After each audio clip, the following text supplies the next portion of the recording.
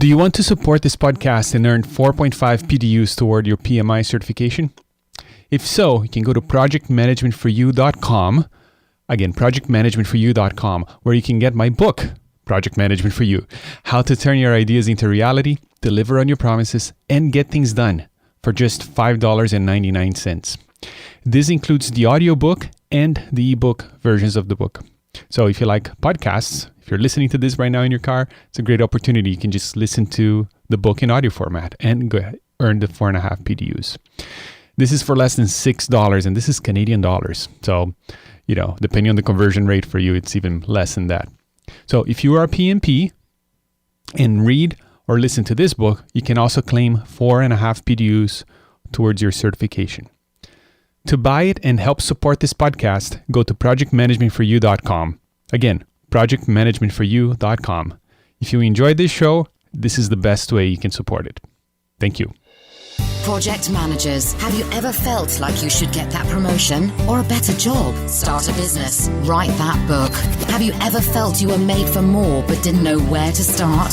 Welcome to the PM for the Masses podcast with your host, Cesar Abade. Learn from the experts, think outside the box, have a voice, network, and be extraordinary. PM for the Masses podcast. Well, hello everybody, and welcome once again. My name is Cesar Abade, your host.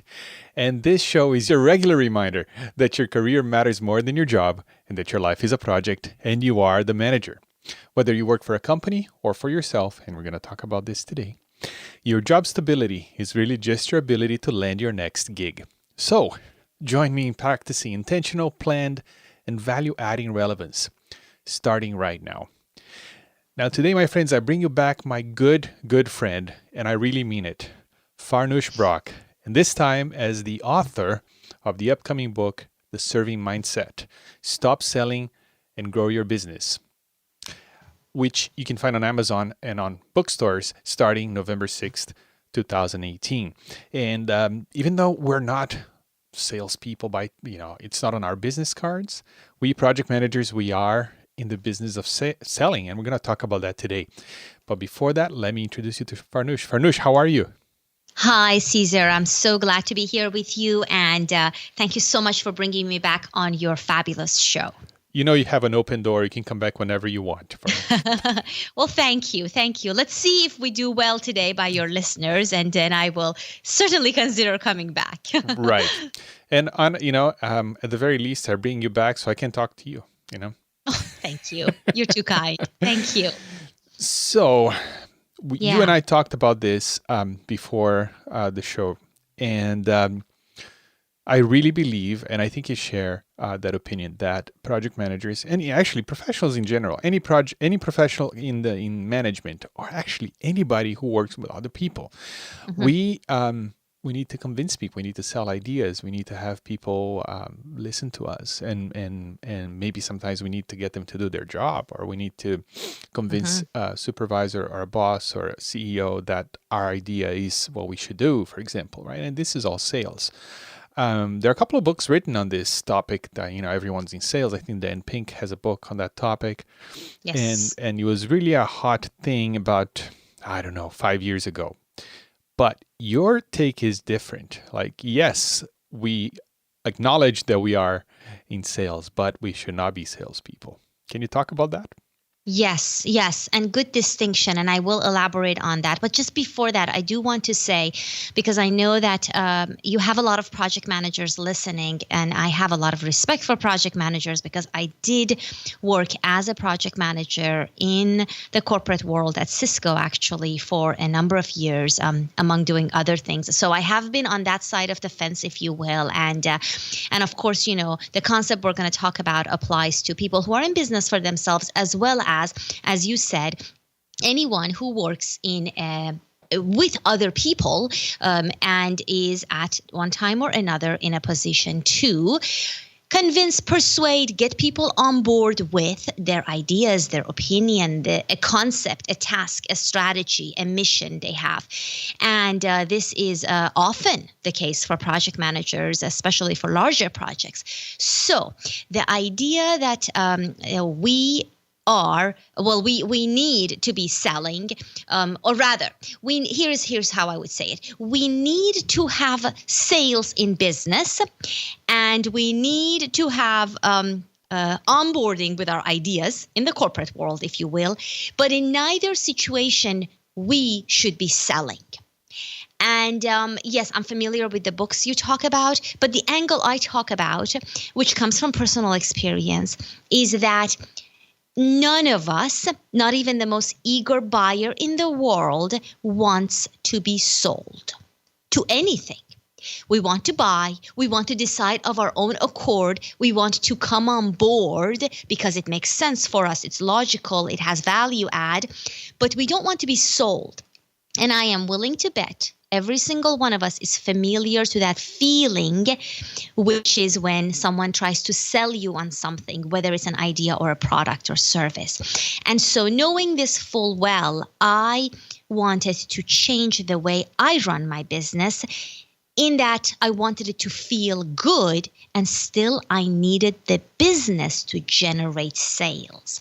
And if I were still at my corporate job, I still needed my ideas to be accepted and to be taken, on board with my stakeholders, if you will, if I were to keep my job as a project manager. And so how do we do that? How do we stop selling and grow our business or grow our career, which is the subtitle of my book, Stop Selling and Grow Your Business. And so that's where we can delve into that. Did you want me to carry that along, or do you want me to pause and you tell me where you want to go with this? No, that's I'll let you go in a second. I just wanted to talk about this as well, because as you were talking about that, the fact that the concept of everyone being in sales was such a popular concept a few years back, that I think a lot of people read about that and tried to apply those principles. And what happens now is that when you approach, selling your idea, right, to your coworker, chances are that they have also read up on that and they can see it coming. Interesting. Exactly. So exactly. It plays to that, what you said, like people don't want to be sold to. And now they know that they're being sold to, because it became a bit of a cliche, that everyone's in sales. So how is serving then? Because you do have your own business and you've been in the corporate world and you know it works. So how is serving better than selling? How is it better? Right. And you know what? This whole idea of being sold, some may not mind it. And I would say to people who think, okay, their approach works. I'm not saying my approach is better necessarily. My approach of serving versus selling is for those of us who feel dislike, discomfort, distaste, even nausea in my case, for the traditional way of selling.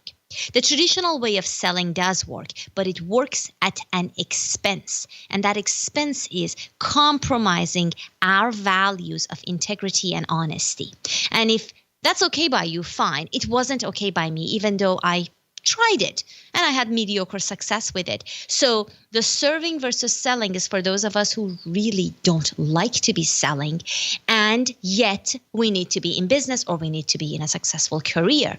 So the serving approach, which is effective and does work, is the concept that if you can drop your sales agenda, whether that agenda is to convince someone to buy into your idea, your product, your service, whatever, because it's at the back of your mind, even if you deny it, when you're going into a conversation with that target prospect, you have that at the back of your mind. And the idea here is to drop that, to really and truly let it go and go into that same conversation from a genuine place of serving.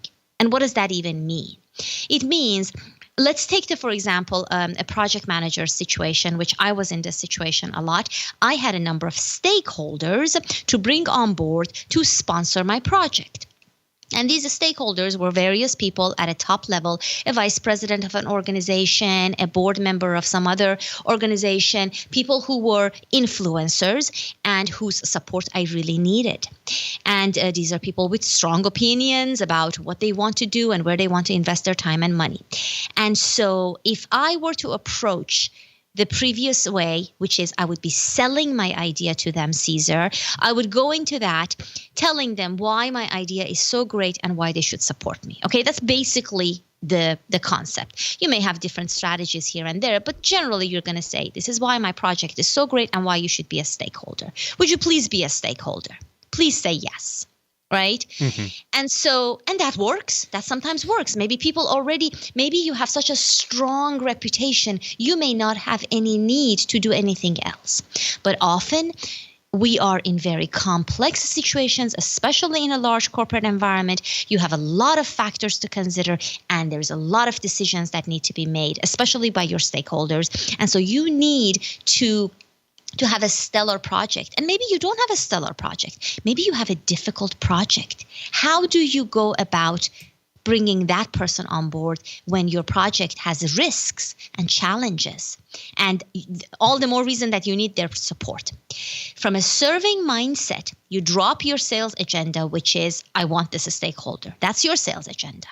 And you go into that conversation with the potential stakeholder, telling them how your project can benefit them, their organization, their priorities, and you need to know what it is that they prioritize, right? The things they care about. You need to be able to connect the dot between your project and the value to them. So you make it all about how your project can serve them.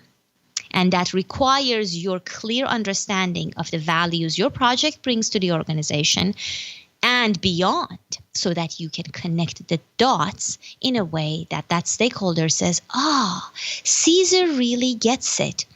I have a headache over here, and the success of his project could actually alleviate budget restraint over here. And if this project is successful with Cesar, my budget restraint could be modified or what have you.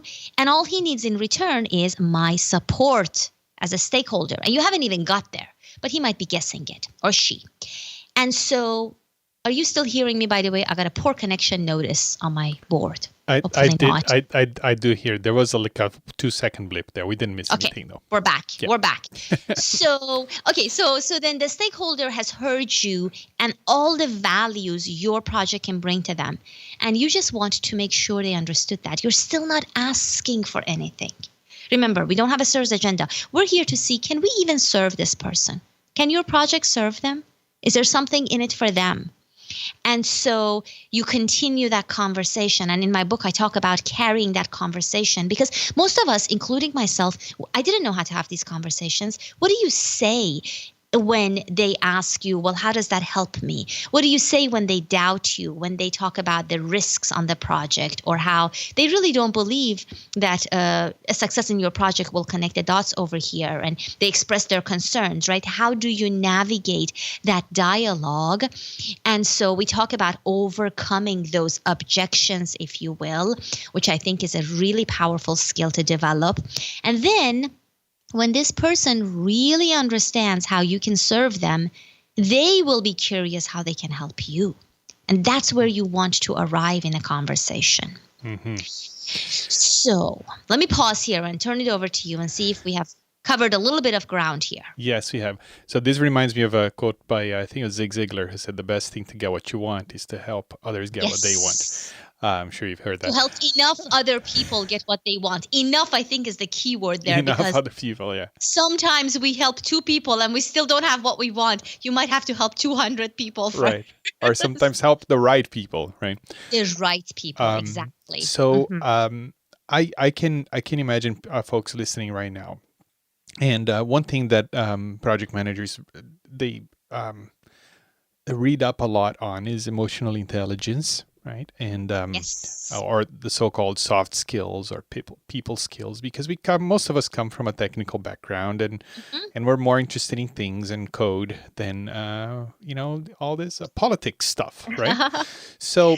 And you can correct me if I'm wrong, but if I hear you correctly, you need to go into these conversations not with a pitch for your project and why, and explaining what it is, But instead, you need to understand who you're talking to, understand their pains and desires and needs, and then customize that message of your project in a way that addresses those needs, pains, and desires. Is that what you're saying? Yes. That's some of it. I think there's more to it. Now, I'd like us to explore that further. But I'm so glad you talked about the technical nature of project managers. You know, I mean, I come from engineering, and I was a CCIE, which, if you don't know what that is, don't worry. But it's a very technical certification at Cisco, and so I was very technical. And I remember making a little fun of these people skills, in air quotes, right, that I needed to develop. And it's really a shame to think that way, because you're only hurting yourself. Right. You know, powerful communication is essential to success in every area of your life. Personal relationships, friendships, volunteer work at your community college, or, at your child's school. Powerful communication can make or break everything. Right. And so it's a skill that serves you. But going back to this whole, understanding that people skills and the emotional intelligence, I actually got trained on something slightly different through my business coach. And I'm so grateful for this thing called DISC, which is natural tendencies of people and different styles. And so if you can simply adapt your communication skill, pace, and style to the person that you're communicating with at the time, that alone goes so far. And I think even, just naturally, we know how to do that. If I tell you to adapt your communication skill to someone who is maybe more introvert, more, methodical in their pace, not as enthusiastic, maybe more measured in how they speak and communicate. Well, if it's someone like me, I would tone down my enthusiasm. I would slow down my pace because I want to stay connected to them. I would pause more.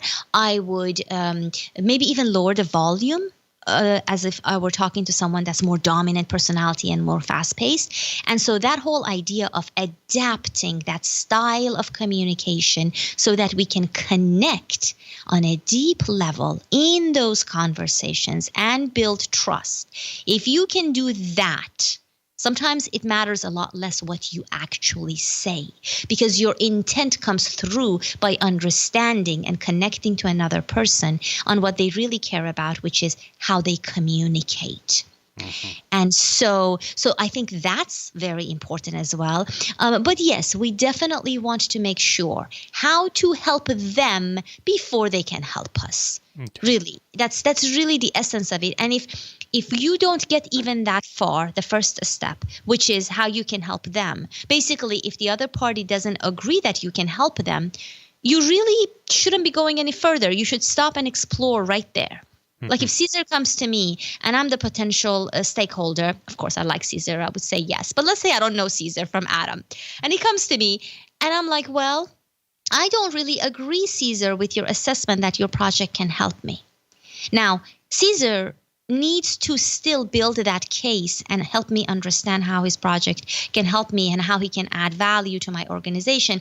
We are not in any position to go further and ask for my endorsement. You see, and I think we make so many assumptions in those conversations about timing.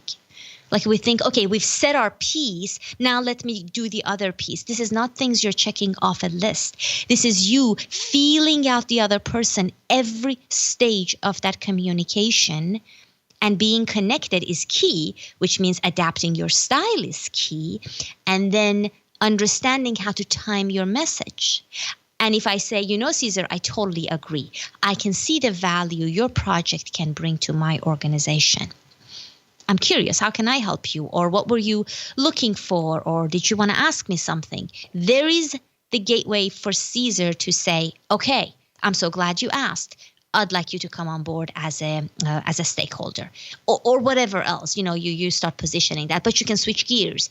And now, how can I help you? Does that make sense? That does, yeah. That does make sense in a more like in a high level way. Like I can understand the principle, but then when when you're on the runway level, and the Yeah. rubber meets the road, Yeah. and what are some maybe like an actionable step, like the first thing we need to do to kind of start changing that mindset? Yeah, and I'm glad you said that because it is mindset first, action second, right? I mean, I could tell you the dialogue steps to take in a conversation, but if you don't believe that serving is going to help you and have a higher level of impact and efficiency in helping you spread your ideas and bring people on board, then you're just going through the motions of the dialogue. Like, we need to talk about the mindset first. So I'm glad you said that. So the mindset, and there are 5 key mindsets I talk about in the book, the serving mindset. Those are the mindsets of basically changing our mind, our conception of having to sell versus serving. So the first one is you're not selling, you're serving. Okay, it's just like a mantra. You tell yourself, I'm not selling, I'm serving. And that reminder alone resets. I feel like it's a reset. Like I go into a conversation, and if I get into this little bit of I hope they buy, or let me tell them about why I'm so great, I go into a selling mode. So reminding myself, I'm not here to sell, I'm here to serve. It then reminds me what I need to do. And I'm willing to bet you know how to serve. We don't have to teach you how to serve, how to help, how to be of genuine service. You know that. So the mindset does have to shift.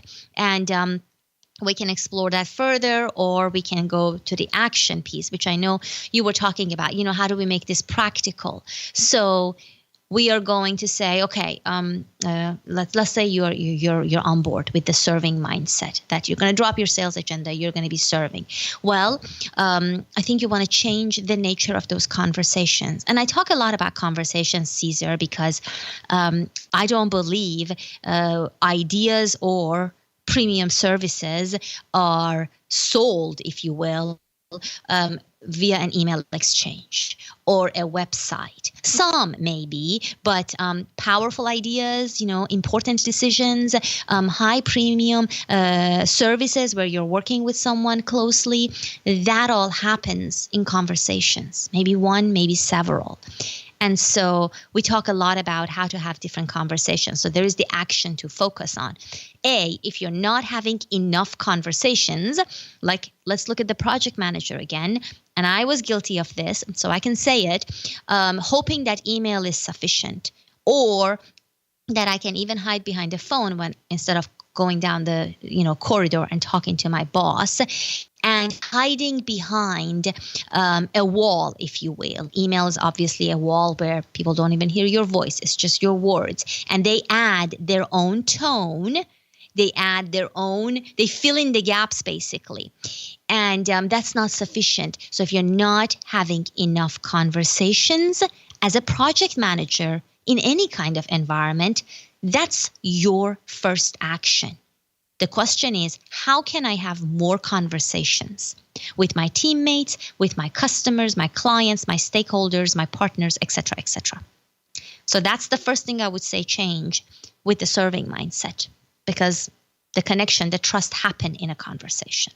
But let's say you are having conversations. You are making those efforts to have the meetings, to show up one-on-one, to go see a stakeholder, to go talk to your boss, your sponsors, etc.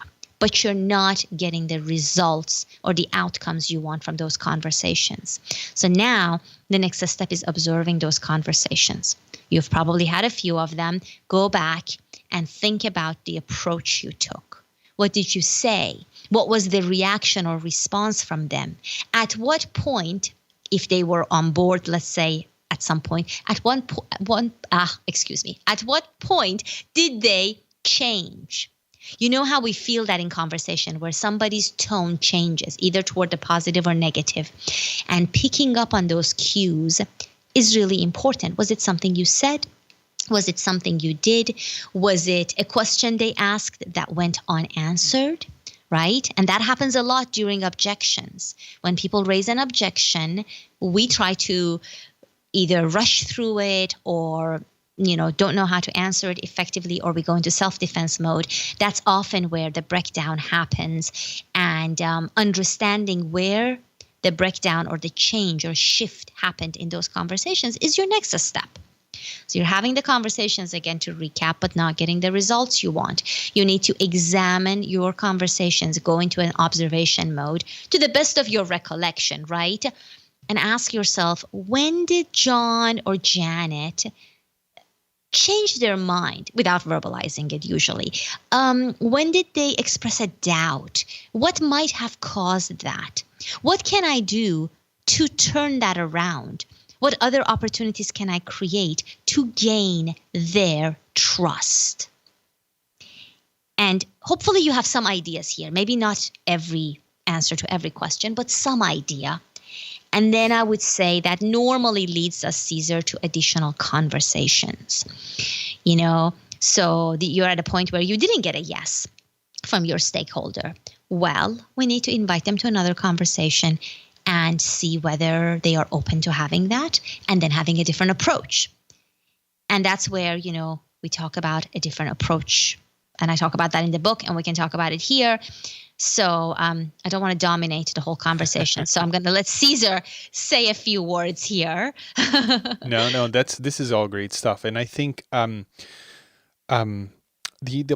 project manager and the managers in general, and project managers in particular, we're in this. We're usually, sometimes people call them middle managers, right? Because we're kind of in the middle, and I think this is important, not just for when you're having conversations upward, but also downward to your team. Yes. So because you still need them, you may not be selling the idea of the project to them. Actually, you do have to do that too, but they don't have maybe they don't have the power to say yay or nay to a project that you need sponsoring, but you still need them to do their job, and you still need their help and things like that. And I find that this constant building of trust is something that it pays off, even if you don't have an ask at the moment. Right? Yes. Because it's a deposit in that bank account of trust that absolutely. And if you're a manager, you're in a position to be able to do that, because for the people on your team, you have access to information, you have access to resources, and you're in a position to really remove blockers for them, help them. Let's say they're trying to transfer to another division, or they're trying to get a promotion, or they're trying to get those days off that are really hard to get, or whatever. You're in a position to help them, right? And it doesn't take a whole lot of effort for you to kind of remove some of those blockers for folks. And when you do that for your team, you're building trust. Like, okay, well, Farnoosh or Cesar or whoever, they are, they have my back, right? And you can do the same for your manager and for your supervisor and your director. Be there for them and help remove their blockers and constantly be in that mode of building trust and being of service. Even if you don't have anything to ask. It's like I always say, it's like baking a potato. It takes so long to bake. You might not even be hungry, but put one in, because when it's ready, who knows, right? Okay, I've never heard that, but I'll have to repeat it for Andy.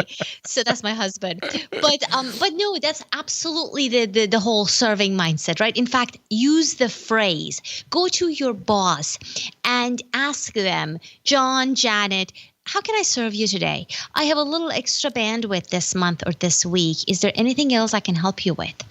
Or, find opportunities to serve. And this is, something that you want to be doing over time. And again, you want to do it within a framework. I talk about frameworks because a lot of us are, we have a tendency to give and give and give and overgive in some cases without really respecting our own boundaries of time and energy. So be aware of that. But if you have some extra time, and also make sure the person that you are serving has some idea that you exist and that you are serving them. I think it's good to do things anonymously, but in a corporate environment, I don't advise it. So people say their work speaks for themselves.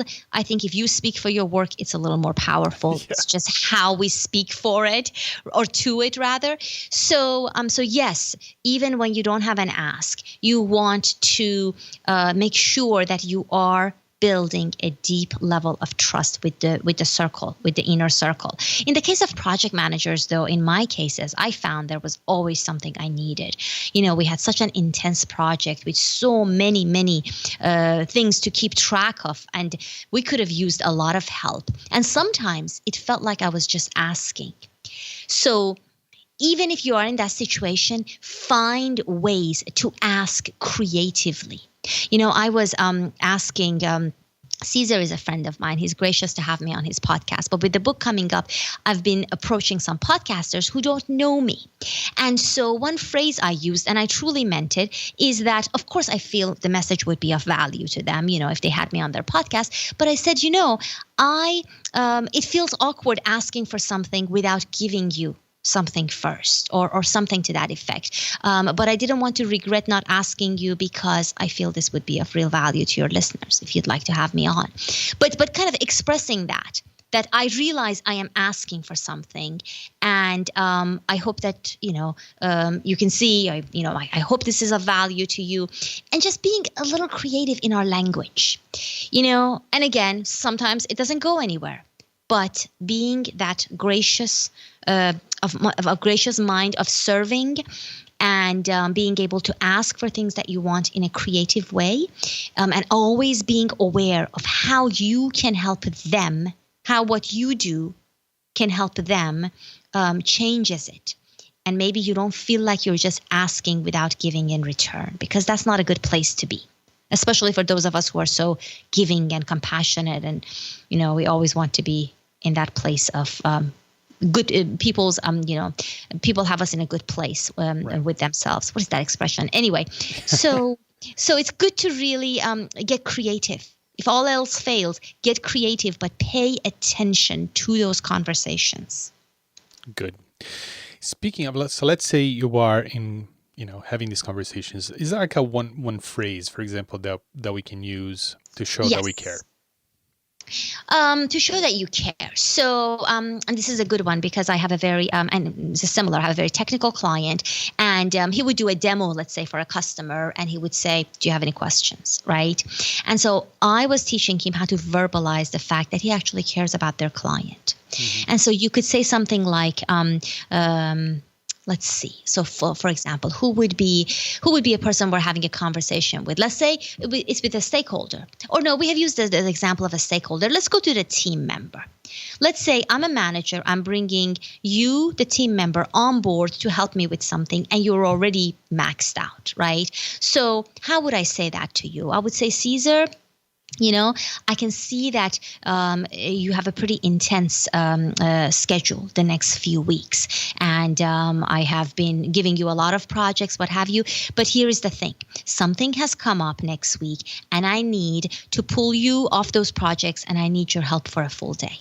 And I realize this is a last minute, and it could throw you off, which would require a bit more work and organization on your part, Cesar.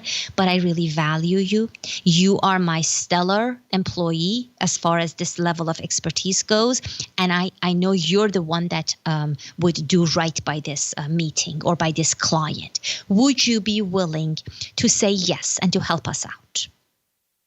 Now I know I'm a manager and I could make you do it. Yes, but that doesn't go as far as if I tell Cesar why I need him, that I feel bad that I'm causing inconvenience, that I care about him, right? That's in that situation. That's my articulation of caring about him, being aware of that, and being respectful enough to ask him whether he's willing to do it without telling him to do it. Mm-hmm. So it's different phrasing. It's understanding that even when we're managing down or up, right? Your example earlier, that we are all human beings here, that we need to trust each other to do our best work. And and we need to want to do our best work. We really cannot make someone do something. In the long term, it doesn't serve anyone. Not in your marriage, not in your corporate job, not as a boss. So it's about showing more care than power. Exercising more of our care and compassion than our power, and still being able to communicate that powerfully, which is the skill we talked about earlier. Does that answer your question about like phrases to use and combined with permission and showing respect for someone's time and value and expertise? Does that answer your question, Cesar? Or we can use another example. No, this is great. I'm taking notes here. This is awesome stuff. And how would you recommend we show up to serve? Besides phrases, are there like words or adjectives or adverbs, things like that we can? Well, I'll give you a mindset, okay? I think this would have helped me a lot when I was managing my projects at Cisco, and that is show up and not think about yourself. And by that I mean, because we show up in our jobs, stressful environments. I get it. I was there, fast paced. And here we are thinking, what can I do for my project and my other project and my tasks today and right now and in front of this person and in this meeting. And if you are in a situation where you are in front of a stakeholder, a team member, a sponsor, can you, for a few minutes anyway, drop yourself from the equation and think about them? So it's really just start to think about how you can help someone. And from that place, everything emerges. Your energy, what you need to say, your phrases, your questions, the focus. Like for those of us who are introverts, I know I'm not one, but I've had the pleasure of working with many introvert clients. And for them, the fact that the spotlight does not need to be on you when you are in a meeting or when you are having a conversation, put the spotlight on the other person. That's good news. Because now you get curious. So go into a conversation with curiosity, ask open-ended question, which don't answer a yes, no, but actually help the person elaborate. Like, what would be a great outcome for you in this project, James? Right? That's an open-ended question that's entirely focused on James. And what is it that he likes to see as an outcome? That doesn't say anything about you, because most of us, again, have that my project, my agenda, and we're nice about it. But again, we do it under the pretext of serving.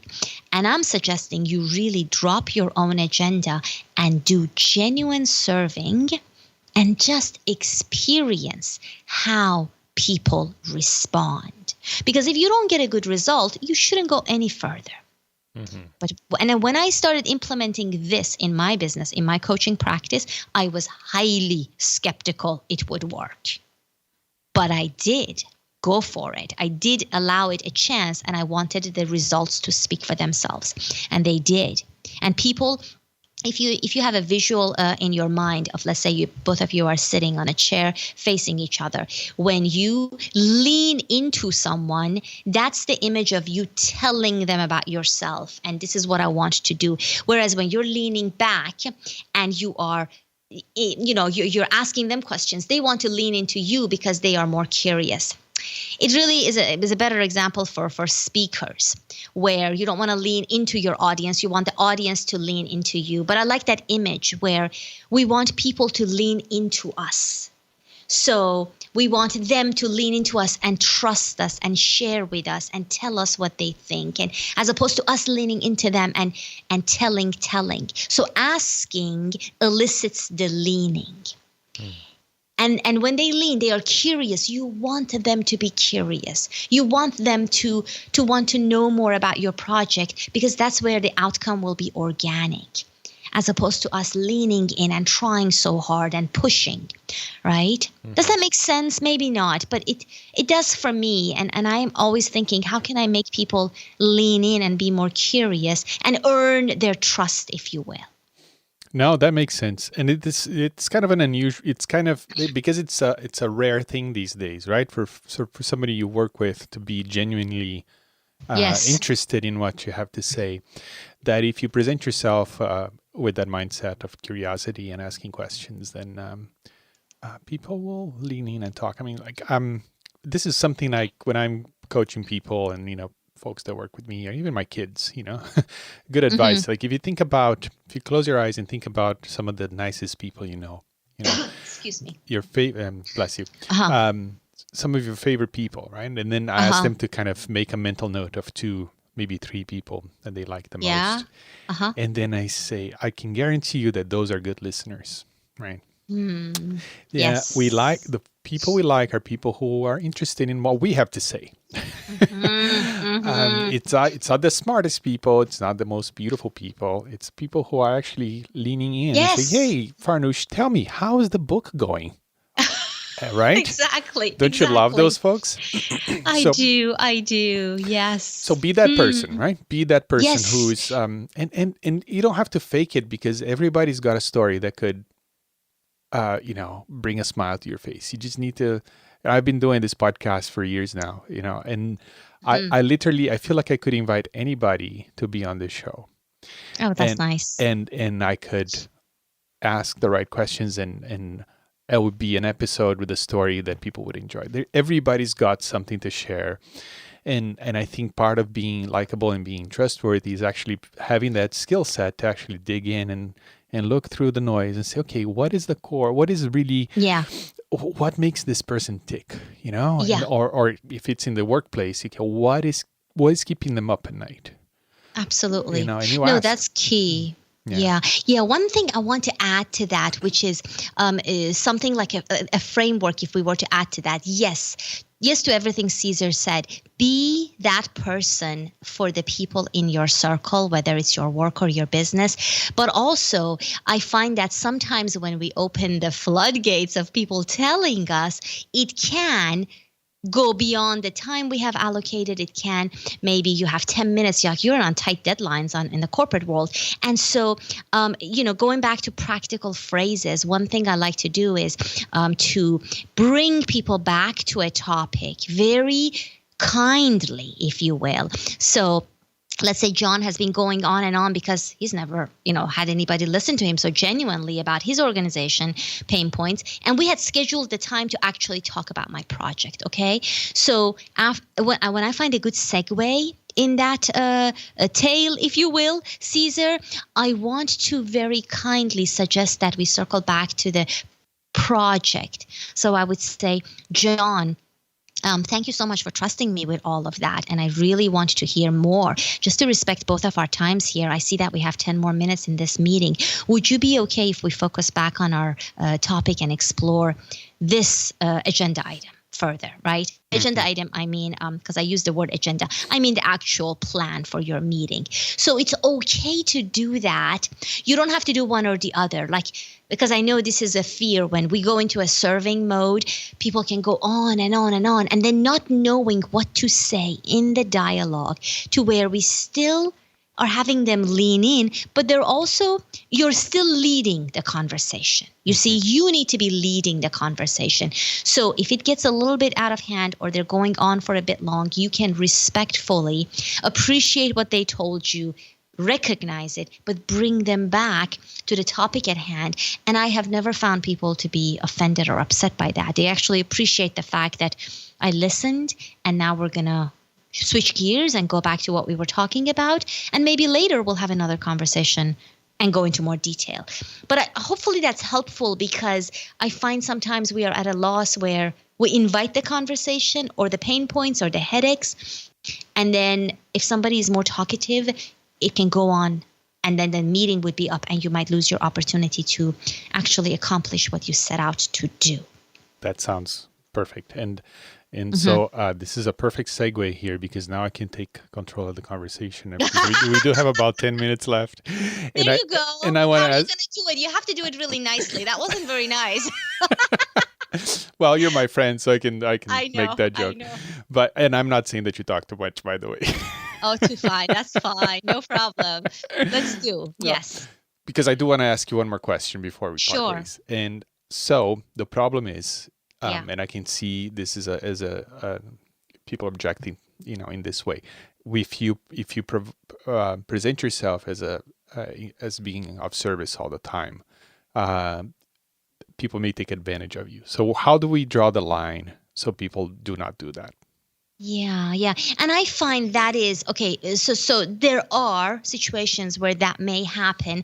I find from personal experience that that's often a fear that we have that might tell us something about ourselves. So if you feel that way, which I did as well, ask yourself, why am I feeling that way? When was the last time I feel like, quote unquote, I was taken advantage of by my time, my energy, and just do a little bit of self-exploration on that, okay? So we're going to talk about, what to do if it actually comes to be. But I think it was a good wake-up call when I felt, and I was paranoid about this because I thought, oh my God, it's just me and my business and my husband, and I'm having all these conversations.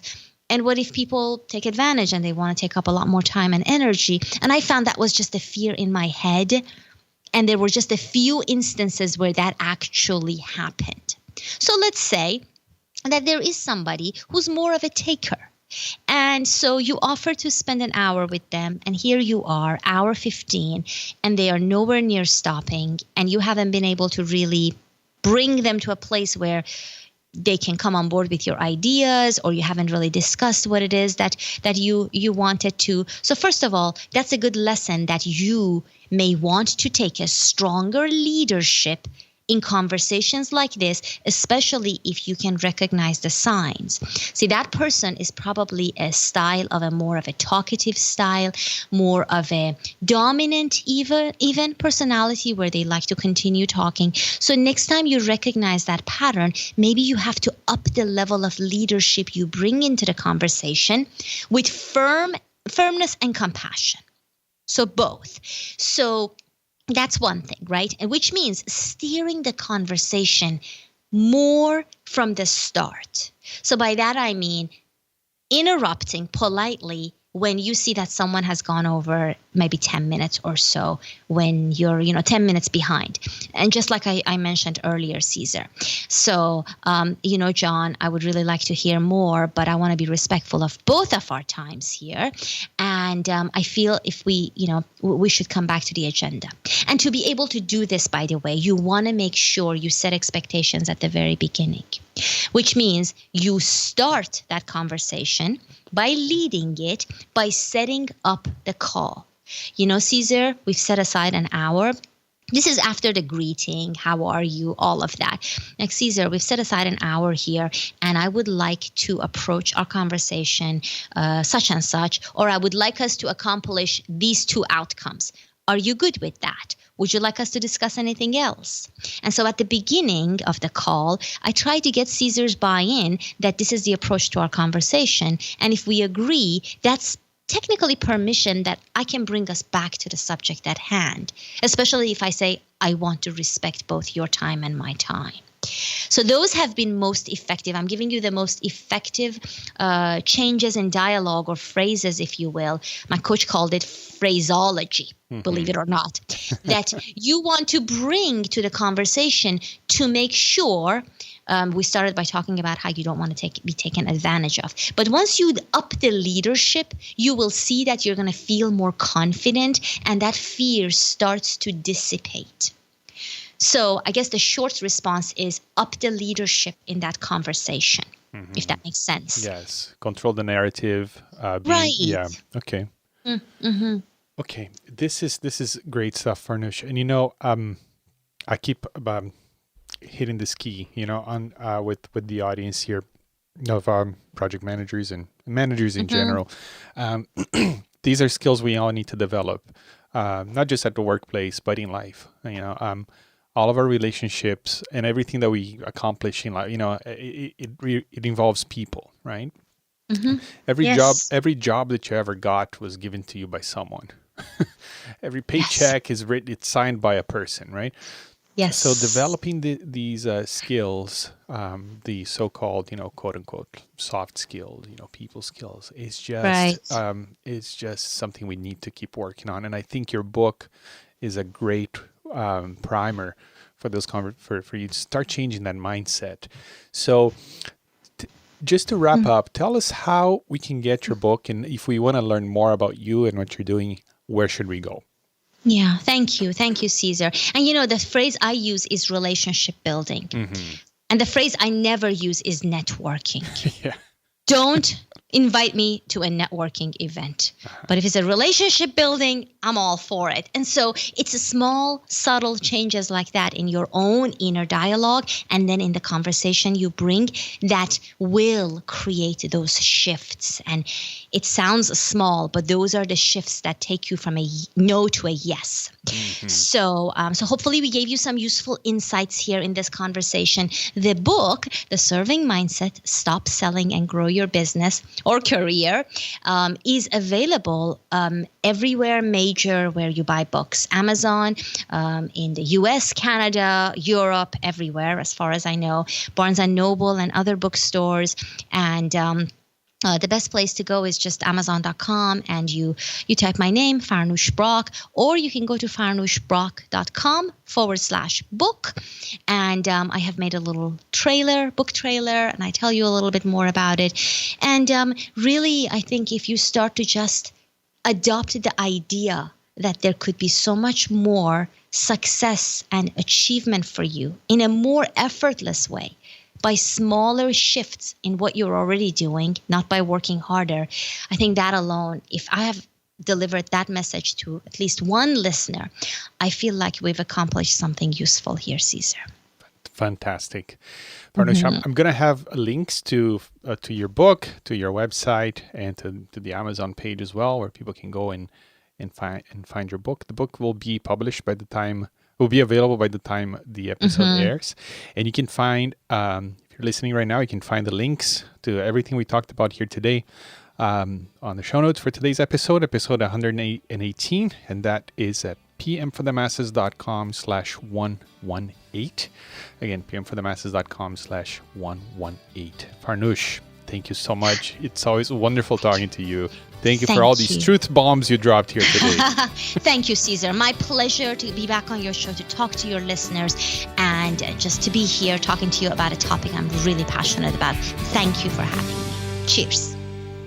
Thank you for listening to the PM for the Masses podcast. Tune in next week for more great ideas on how to manage your projects better and truly stand out in your industry. PMforthemasses.com